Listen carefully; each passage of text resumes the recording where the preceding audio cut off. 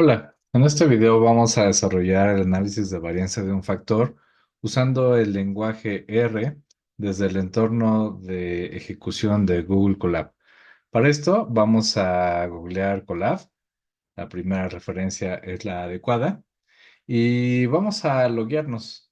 Google Colab es un proyecto de colaboración para desarrollar muchos proyectos. Pues vamos a acceder con nuestra cuenta de Google.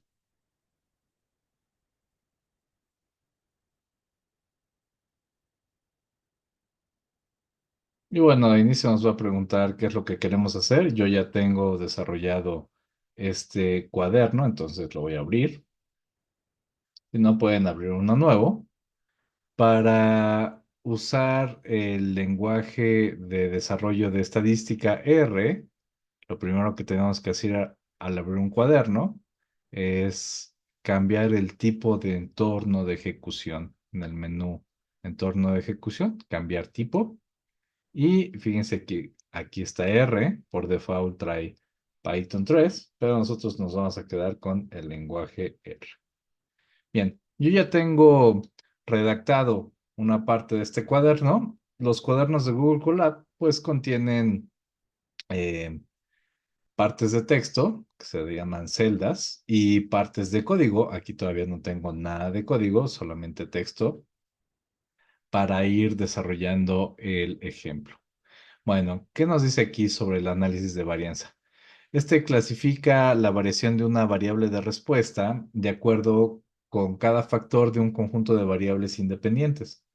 El objetivo es identificar las variables independientes importantes y determinar la forma en la que afectan la respuesta. Vamos a hacerlo mediante un ejemplo. Un ingeniero probó propiedades de resistencia eléctrica de un recubrimiento. Una característica mayor es mejor. Tiene cuatro proveedores designados por las letras A, B, C y D. Y los resultados de la prueba se muestran en la tabla siguiente. Bueno, así dice el libro de donde lo tomé. Abajo está la referencia completa. Dibujar el diagrama de caja comparativo y construir la tabla ANOVA correspondiente. Bien, este es el ejemplo. Ahora bien, para leer los datos en este entorno y poder trabajar con ellos, pues los debemos de cargar a memoria. Entonces, vamos a importar los datos desde un archivo guardado como una tabla en Excel o en este caso yo lo guardé como un archivo separado por comas, CSV, y lo vamos a leer mediante la función read.csv. Para poder revisar su contenido, lo vamos a imprimir con la función print o simplemente lo vamos a llamar por su nombre. Entonces, primero, me voy a ir a esta carpeta, que es la carpeta de trabajo. Por default viene de esta forma, solamente con un conjunto de datos básico. Entonces, lo que voy a hacer es que yo ya tengo guardados los datos en un archivo CSV. En mi computadora, simplemente voy a arrastrarlos y se van a cargar en ese momento. Nos sale un aviso de que cuando terminemos de ejecutar este cuaderno, estos archivos se van a borrar, entonces hay que tenerlos disponibles para poder revisarlos más adelante. Ahora, aquí cargué dos. El primero es la tabla como viene en el libro de texto. Estos son de los cuatro proveedores, las lecturas de resistencia eléctrica de cada uno de los recubrimientos. Entonces tenemos ahí un total pues de 20 datos, 5, una muestra de tamaño 5 para cada uno de estos proveedores. Bueno, esto es el archivo que está cargado aquí, pero todavía no lo hemos guardado en la memoria de trabajo para empezar a correrlo. Entonces, lo primero que vamos a hacer, pues, es leerlo y asignarlo a un objeto. Le voy a poner datos a ese objeto. Entonces, aquí le voy a dar un código, una celda de código, y aquí le voy a poner datos y voy a utilizar este símbolo que es una flechita con el símbolo de menor que y el guión para asignarle a este objeto el resultado de la lectura del archivo. So, voy a ponerle read CSV y entre comillas voy a poner el nombre. Este archivo se llama taller dice ex guión bajo ANOVA 1 nada más punto CSV. Entonces le voy a dar clic aquí en el botón de ejecutar o en el botón de play. También podría darle control enter, que es un atajo más sencillo de utilizar. Y bueno, aquí ya lo ejecutó, muestra una palomita. Vamos a imprimir esos datos. Print los datos para saber cómo es que lo almacenó en memoria. Y aquí están, efectivamente, son las muestras de los 4 proveedores. Como aquí había dicho, también podemos solamente llamar al objeto datos. Entonces simplemente lo evocamos y fíjense que nos da el mismo resultado, pero con un formato incluso un poquito más amigable. Aquí lo que nos dice es que esto es un cuadro de datos o un data frame de 5 por 4, 5 renglones por 4 columnas, que quiere decir muestras de tamaño 5 en 4 variables. Bueno, a esto se le denomina un formato corto. Tenemos nuestros valores acomodados de forma de una tabla donde los encabezados representan los tratamientos. Ahora bien, en ocasiones resulta más útil para el análisis acomodar los datos en un formato largo, es decir, usando estas columnas A, B, C, D que nos permitan identificar de dónde provienen los datos. Todos los datos de la primera columna provienen del proveedor A. Entonces voy a poner una columna aquí a la izquierda que me diga que el proveedor aquí es A para todos estos. Después voy a poner estos datos abajo, apilados, y todos los voy a marcar con B porque sé que provienen de ese proveedor y así con los demás. Eso lo tengo en este archivo en el mismo, pero le puse largo. Y como ven, aquí dice proveedor. Los primeros 5 datos son los del proveedor A, que son estos de acá.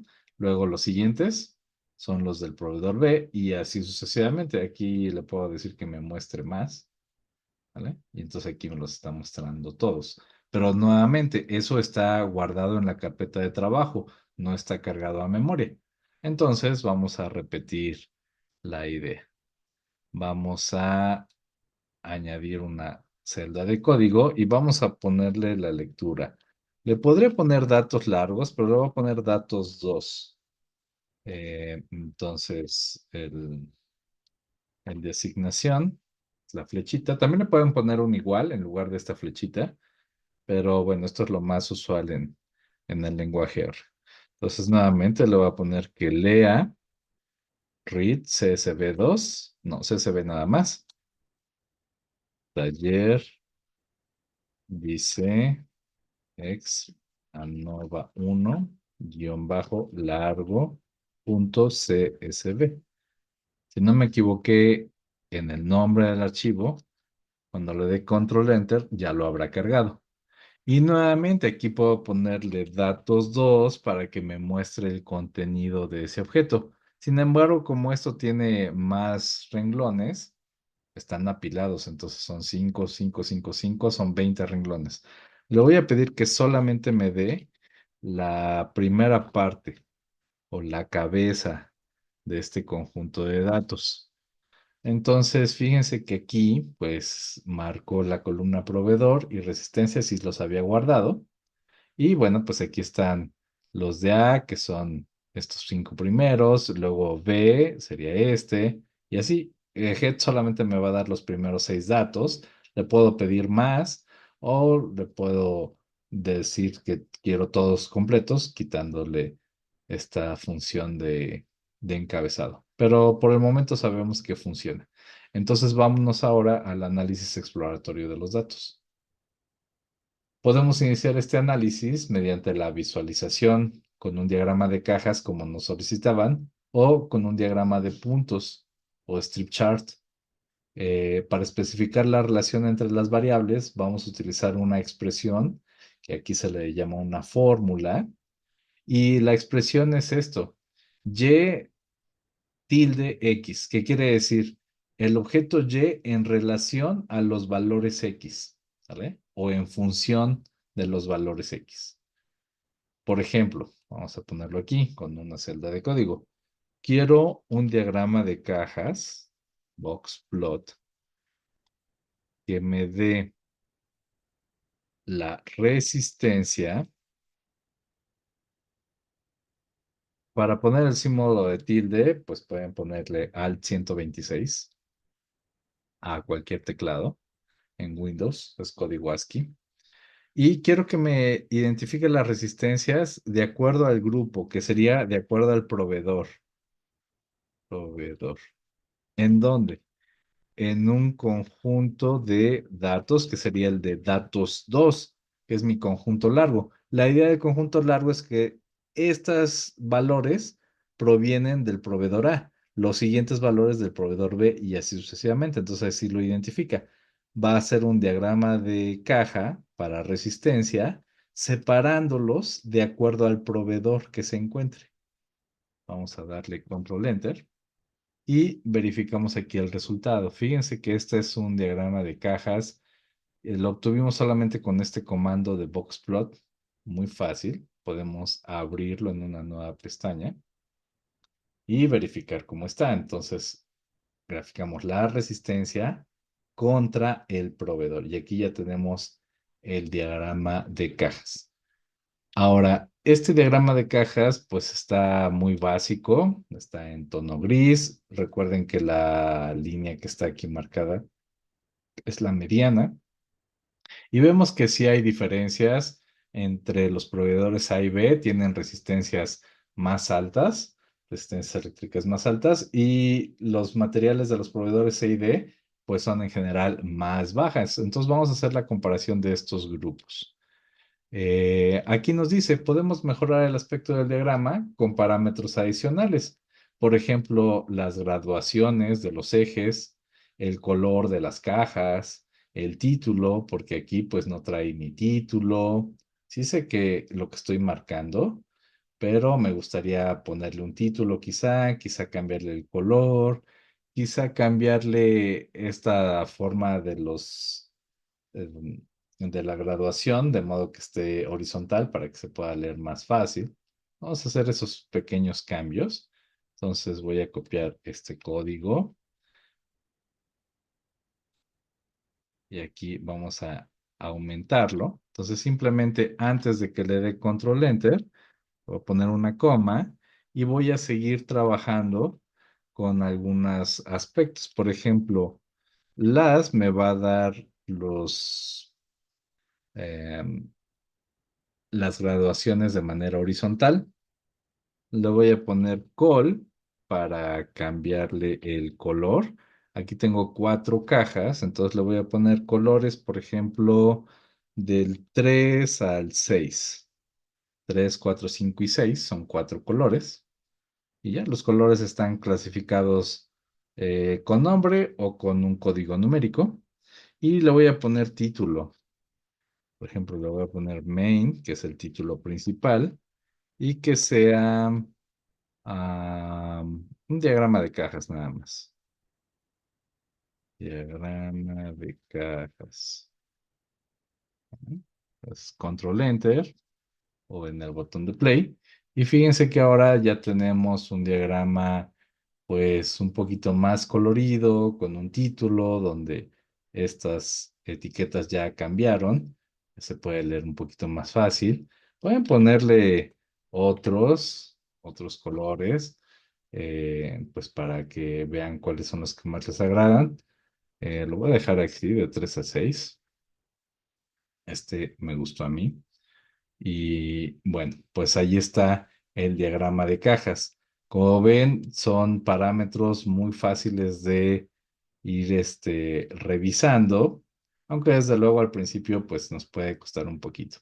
Ahora, las estadísticas descriptivas para el formato corto se pueden utilizar mediante la función summary. Para el formato largo, recuerden, formato corto es este, formato largo es este. También le llaman tiny y está long. Entonces, Puedo utilizar summary, que me da un resumen de las estadísticas principales. Las estadísticas principales es el mínimo, el máximo, la mediana, el primer cuartil, el tercer cuartil y la media. ¿Sale? Eh, y para el formato largo, donde cada valoración proviene de alguno de los grupos, pues tengo que utilizar la función aggregate. Vamos a hacerla de las dos formas.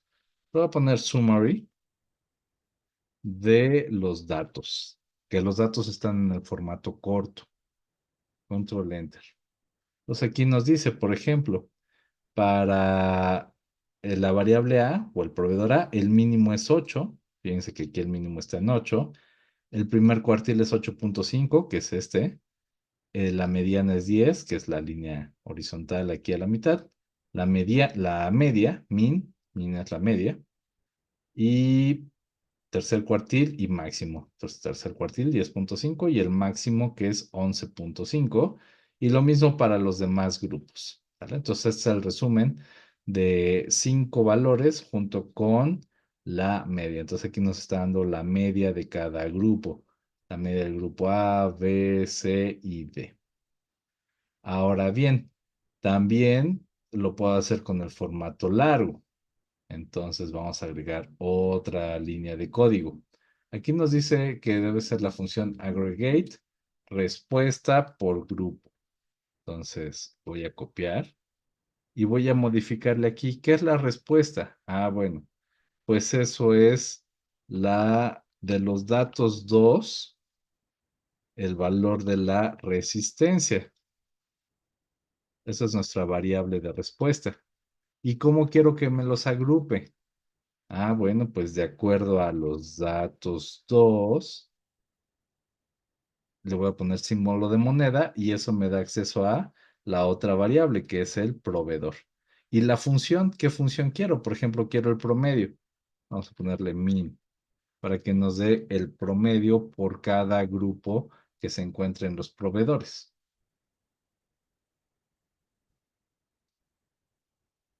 Ah, aquí, bueno, al parecer era simplemente así, resistencia por proveedor.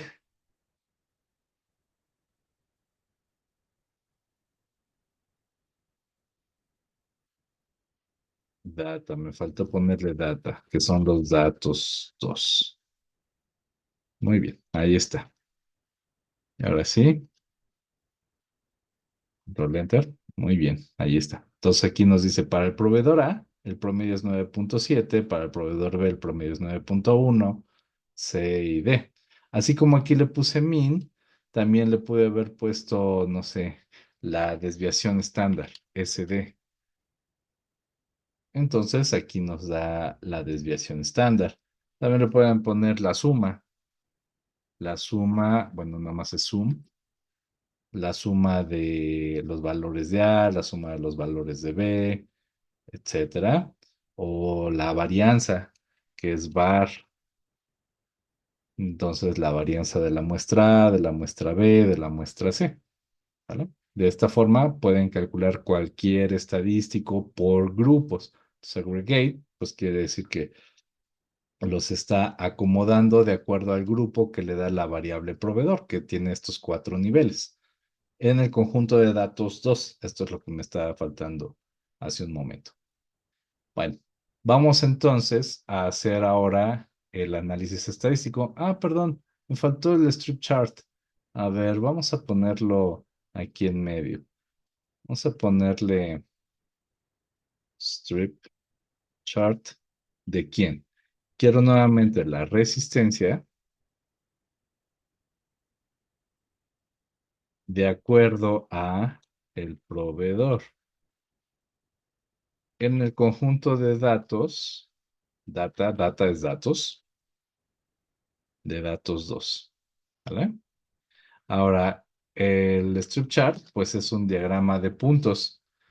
En lugar de poner esta caja verde de los valores de A, fíjense que estos son de los más altos, los está poniendo acá. En lugar de poner esta caja aquí, esta caja azul, los está acomodando acá. Le voy a poner que me los ponga de manera vertical.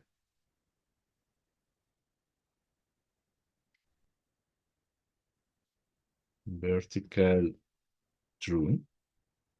Y que en lugar de estos cuadraditos, me dé unos puntitos. Eso es plot character. Y igual de los colores, pues igual del 3 al 6 para que se vean iguales. Y el main diagrama de puntos. Puntos. Muy bien. Entonces, bueno, fíjense ahora la diferencia. Aquí lo voy a poner en grande.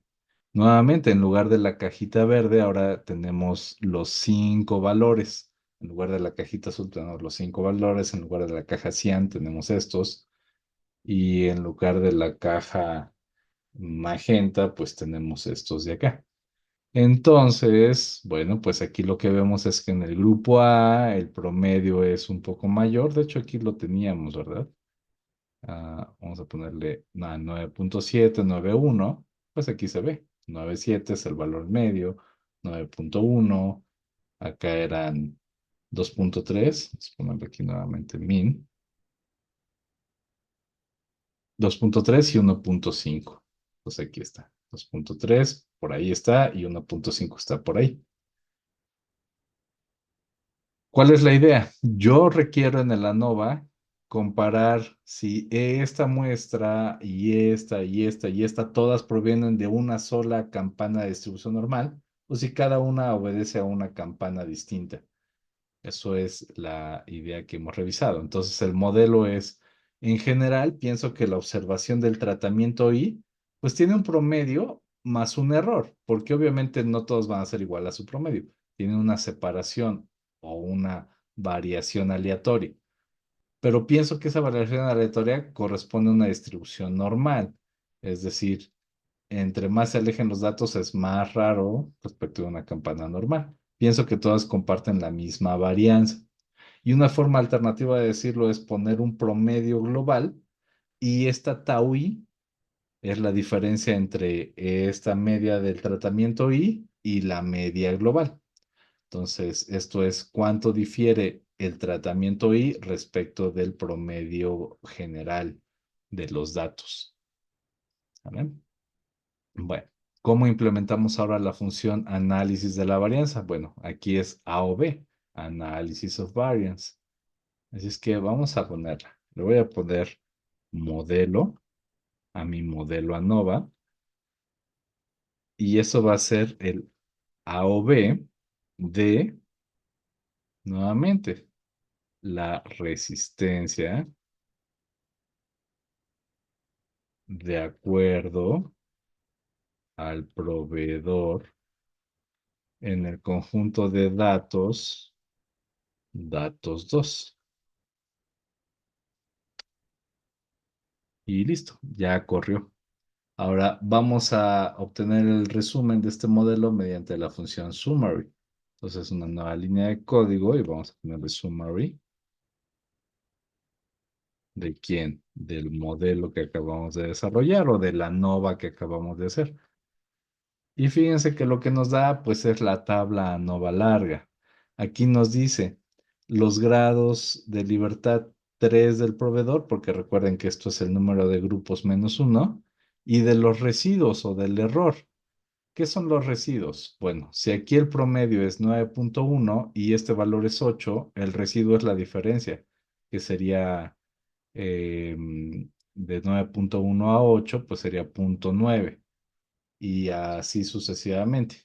Si aquí el promedio es 10 y este valor es, no sé, 4.5, pues la diferencia es de 5.5 puntos y así sucesivamente. Entonces son los residuos. La suma de cuadrados de los tratamientos y la suma de cuadrados del error. La media de cuadrados, que es dividir este entre este, y la media de cuadrados del error, que es dividir esto entre esto. Y finalmente, el valor f o f-value, que es dividir la media de cuadrados de los tratamientos entre la media de cuadrados del error. Aquí lo tenemos. El valor P o la probabilidad de tener este valor o algo mayor. Recuerden que eh,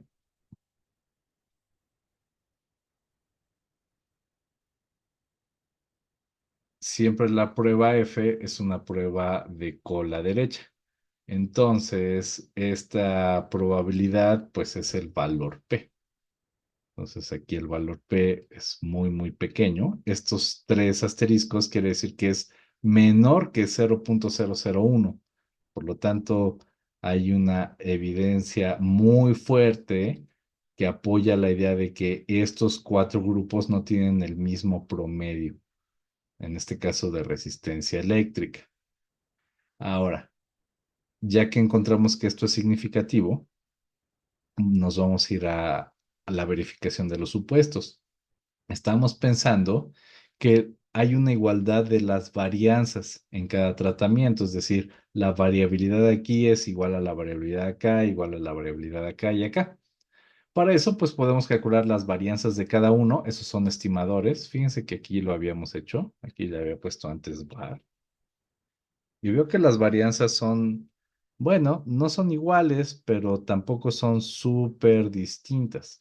Ahora, estas son aproximaciones a las varianzas de la población en general.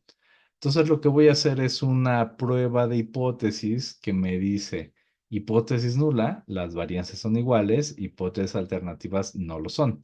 Que las varianzas sean iguales, recuerden que se llama homocedasticidad. Que no lo sean, se denomina heterocedasticidad. Y el segundo tema es que los errores aleatorios o los residuos estén distribuidos normalmente. Es decir, no espero que estos valores se alejen demasiado y sean demasiado dispersos, sino que esto provenga de una campanita de distribución normal en cada uno de los niveles. Entonces, lo primero lo vamos a desarrollar con una prueba de igualdad de varianzas o de homocedasticidad mediante la prueba de Bartlett o la prueba de Flickner. Son dos alternativas que ya están disponibles en el código R. Le voy a poner nuevamente Bartlett Test. Y en todas, pues estamos utilizando esta misma fórmula. La resistencia respecto del proveedor o en función del proveedor, o sea, Y contra X. Esto es la formulación principal, ¿vale? Vamos a correrlo y aquí nos da el resultado. Dice, la prueba de Bartlett para homogeneidad de varianzas. Y aquí lo que nos dice es, bueno, calculé la resistencia segmentándolo por proveedor. El valor del estadístico de prueba es 3.60. Los grados de libertad fueron 3, que son los del numerador. El valor P es 0.30. Como es un valor más grande que el de 0.05, entonces no podemos rechazar la hipótesis nula. La hipótesis nula aquí es los datos tienen igualdad de varianzas. Entonces, no hay razón para descartarla. También podemos aplicarle la prueba de Flickner.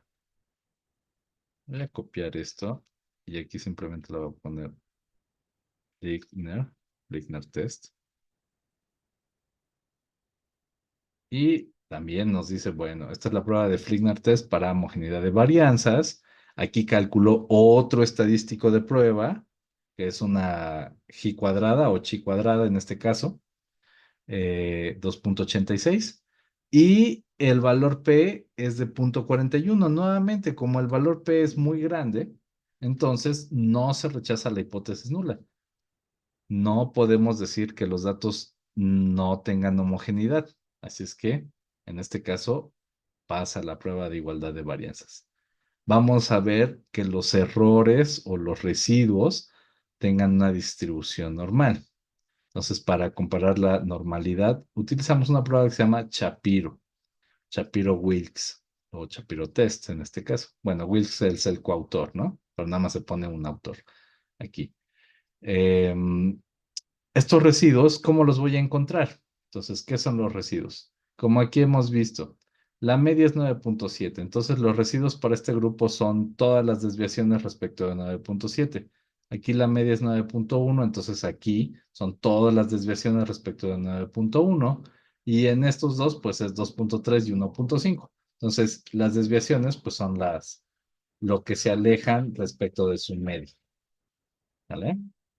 Eso lo podemos acceder mediante la característica modelo pesito residuals, ¿vale?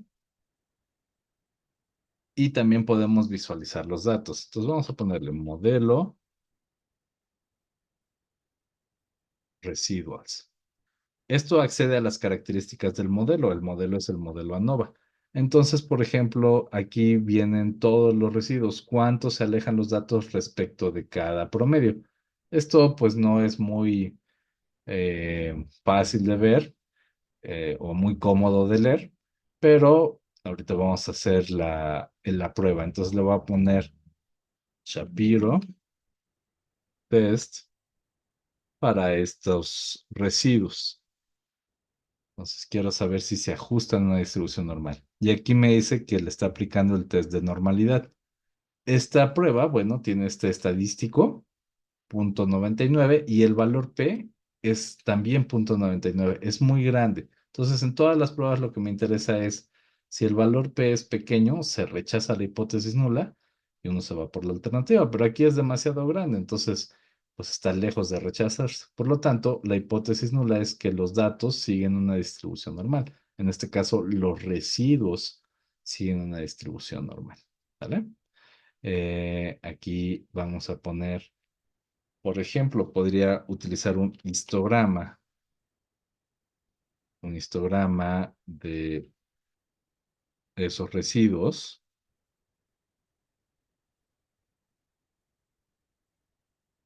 Y bueno, me gustaría que estos fueran una campana de distribución normal, pero aquí solamente son 20 residuos porque hay 20 datos. Entonces esto no es muy adecuado porque esto es solamente la distribución de una muestra y la muestra no es muy grande. Así es que en lugar de poner el histograma, lo que vamos a poner es un diagrama que se llama cuantil-cuantil o QQ-plot, ¿vale? De estos valores.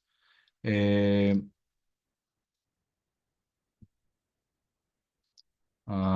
igual aquí, esto quizá no me va a dejar. Eh, sí, el argumento es, aquí nada más les tengo que poner el modelo ANOVA. Ah,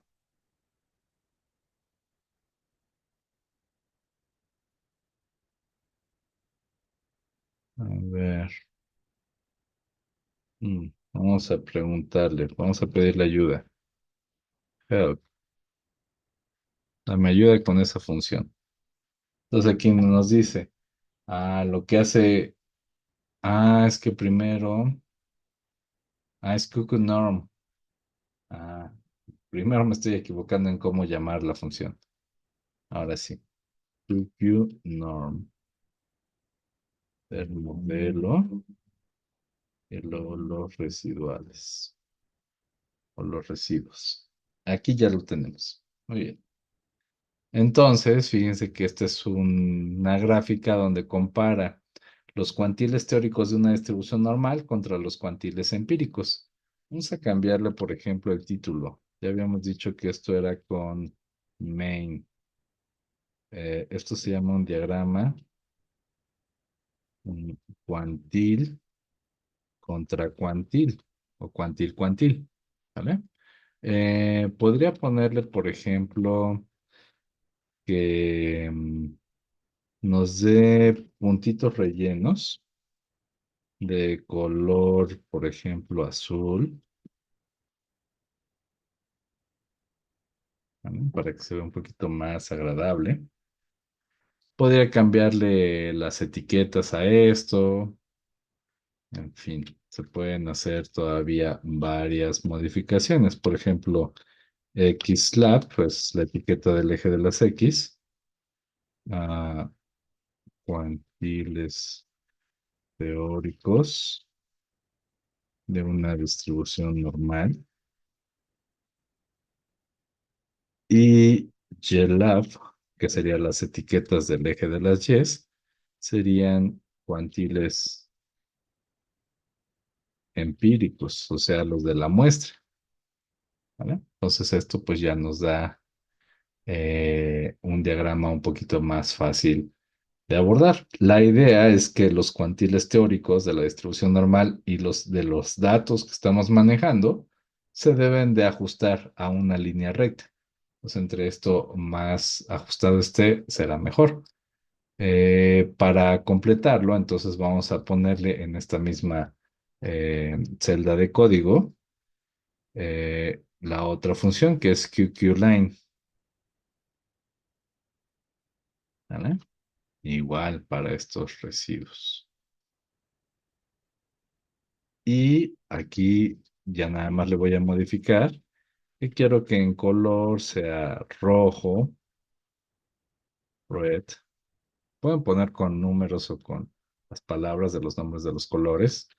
Y vamos a ponerlo un poquito más ancho, el ancho de la línea o line width, sea de 1.5, por ejemplo. Entonces esto le añade una línea. Y ahora sí ya podemos ver que los datos están más o menos ajustados. Este se separa un poquito, este se separa un poco, pero eso es algo todavía manejable. Entonces, entre más se ajusten, quiere decir que los datos se ajustan realmente a la distribución normal, que es algo que ya sabíamos por la prueba de Shapiro. Pero bueno, esta es una forma gráfica de revisarlo. Y por último, vamos a las comparaciones múltiples. Aquí nos dice, si el resultado de la ANOVA es significativo, como el que obtuvimos, ¿verdad? Aquí tenemos un valor P muy, muy pequeño. Entonces, realizamos las comparaciones 2 a 2 sobre todas las posibles combinaciones o todos los posibles pares. En este caso, por ejemplo, teníamos 4 grupos. Entonces, si yo hago las combinaciones de 4 en 2, pues voy a tener 6 posibilidades, ¿vale? Am, por ejemplo, el método de Tukey, pues haría las 6 comparaciones posibles. Y también podemos hacer una visualización de ese método. Vamos a ponerlo acá, ¿vale? Por cierto, las combinaciones, creo que me las da comp, a ver, comp de 4 en 2. No, esto es otra cosa. Bueno, eso no lo estaba buscando ahorita. Lo que busco es la prueba de Tukey con esta función. Tukey, HSD. Recuerden que esto es Honestly Significant Difference. ¿De quién? Pues lo voy a poner del modelo como tal, ¿vale? Entonces, aquí nos dice, bueno, aquí estamos haciendo la comparación de promedios en la prueba de Tukey. Usando, por default, se utiliza el nivel de significancia del 95%. Bueno, el nivel de confianza. Recuerden, nivel de significancia es el alfa, nivel de confianza es el 1 menos alfa. A lo mejor aquí le puede haber puesto otro nivel de significancia. Y aquí están hechas las comparaciones. Estoy comparando B contra A y aquí me dice que la diferencia de promedios es menos 0.06. Si yo le sumo y le resto el HSD, tengo el límite inferior o lower y el límite superior o upper. Y aquí el valor P ajustado nos dice que esta diferencia no es significativa, ya que, bueno, esto es mucho más grande que el 0.05. Entonces, la idea es que puede que no haya diferencias entre A y B. Como aquí vemos, pues en estos datos no hay muchas diferencias. Aquí también se ve que no hay muchas diferencias. Sin embargo, A con C o A con D sí que van a tener diferencias. Por ejemplo, C con A. Bueno, aquí el valor P es muy pequeño, 0.0003. Es muy pequeñito. Entonces, sí hay una diferencia. Igual C, A con D. A con D también es significativo. Todos los que son menores que 0.05, que serían estos de acá, son significativos. Este de acá, C contra D, no es significativo. Lo cual, pues vemos aquí muy claramente, no hay tanta diferencia o aquí no hay tanta diferencia en cómo están organizados estos datos. Entonces acá tenemos dos grupos, A y B que no tienen diferencias y C y D que tampoco tienen diferencias entre ellos, pero entre estos dos sí que hay diferencias, que son las que nos está marcando esta columna de los valores P ajustados. Aquí dice que yo también puedo aplicarle el método plot, que es para hacer una visualización. Entonces vamos a ponerle plot de quién, del Tukey, del modelo ANOVA. Entonces lo que tenemos acá, voy a ponerlo más grande, es todas las posibles comparaciones. Igual pude haber hecho esto, a ver, vamos a ponerle las igual a uno, main igual a mm, comparaciones 2 a 2 por el método de Tukey. Mm, Muchas veces. Bueno, aquí no dejó, no está dejando esto, nada más. A ver, oh, pero que nos dejes esto. Ahí está. Bueno, no sé por qué no me dejó eso, pero aquí fíjense que ya le cambié esta al menos a que sea horizontal. Ah, no sé, a lo mejor había puesto una parte del código mal. Pero aquí lo que están son los intervalos de confianza para las diferencias. Si el intervalo de confianza contiene al cero, que es lo que está marcado, puede ser que la diferencia sea cero, es decir, que no haya realmente diferencias entre A y B o entre C y D, que es lo que estamos viendo aquí en las gráficas. ¿Vale? Y si no lo contienen, pues quiere decir que definitivamente existe una diferencia. Por ejemplo, aquí me dice que la diferencia más pequeña o sea, por lo menos hay 4 de diferencia hasta 10 de diferencia entre C y A, ¿vale? Entonces, entre este y este, mínimo hay 4 de diferencia, máximo hay 10 de diferencia entre sus medios y así con los demás, ¿vale? Entonces, las que no contienen al cero son las estadísticamente significativas. Bueno. Ahora sí, aquí nos dice, finalmente podemos hacer las pruebas también 2 a 2 directamente con la prueba T. Para eso necesitamos esta función, pairwise y test, ¿vale? Igual voy a ponerle el modelo nada más, el modelo ANOVA. Mm, ¿Qué me faltó? A ver, vamos a poner otra vez help. La ayuda siempre es importante aquí para recordar. Bueno, entonces, ¿qué es lo que puedo meter? Miren aquí, la variable y aquí entonces aquí, la variable que voy a comparar y cómo la voy a agrupar. Entonces ya, aquí, entonces la variable es resistencia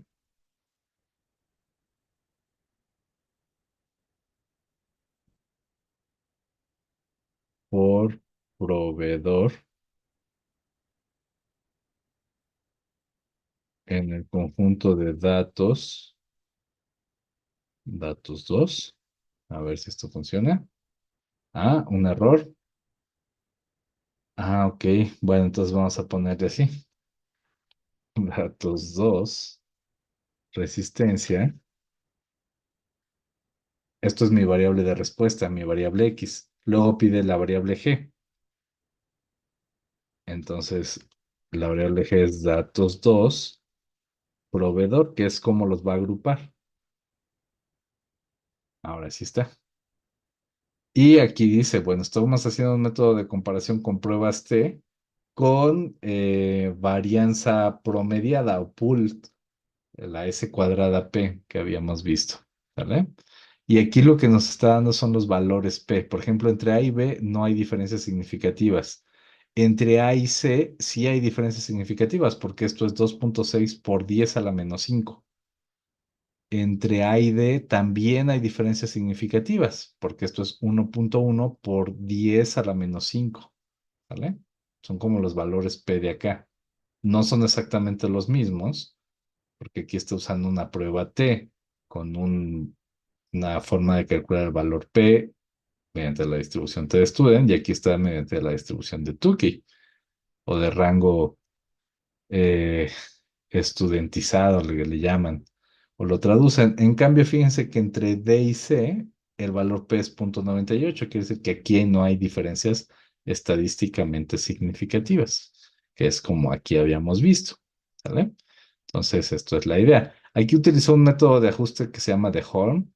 Aquí también le puede haber puesto P, ¿cómo es? P adjust method. ¿Y cuáles admite? Bonferroni, como lo vimos. Bueno, es algo muy parecido. Aquí 1 por e a la 0,00 es por 10 a la 0. 10 a la 0 es 1. Entonces, esto es prácticamente 1. Esto es prácticamente 1.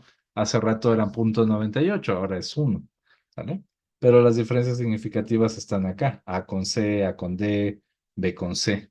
¿Vale? Que son estas que estamos manejando aquí.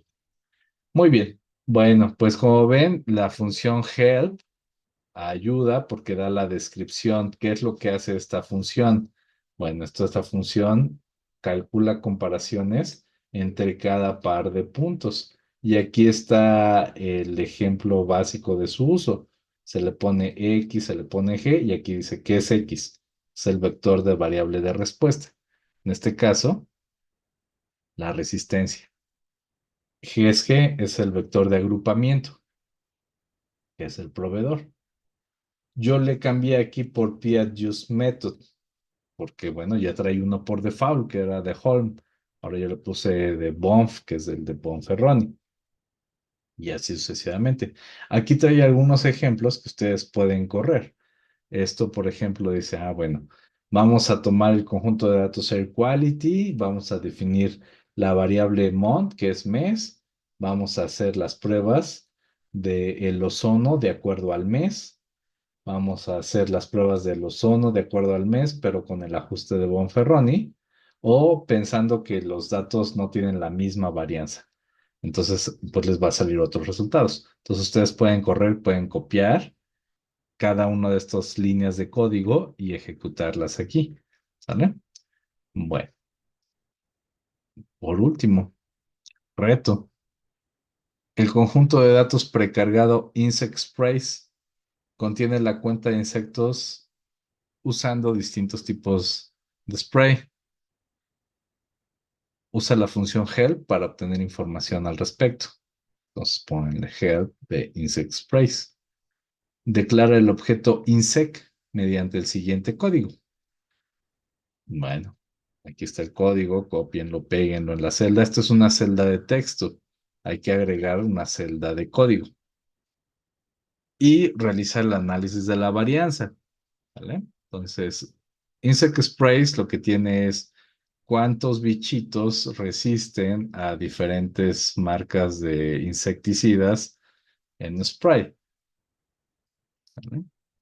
Y lo que queremos verificar es si esas marcas marcan una diferencia en cuanto a cuántos dejan moviéndose, cuántos insectos todavía permanecen activos al rociárseles. Entonces, bueno, pues ahí está el ejercicio. Y después nos dice, bueno, transforma ahora la columna número de insectos, que es la cuenta de cuántos permanecen todavía vivitos, transformándolos con la raíz cuadrada, es decir, vamos a redefinir esta columna. ¿Por qué? Ya veremos después esto. Las transformaciones nos ayudan porque a veces los conjuntos de datos no cumplen, por ejemplo, la normalidad en la distribución. Entonces, lo que tengo que hacer es transformar ese conjunto de datos para que la cumplan. ¿Vale? Entonces, esto es una de las ideas que está proponiendo aquí el ejercicio. Bueno, aquí están las referencias completas de donde tomé estos dos ejemplos. Muchas gracias.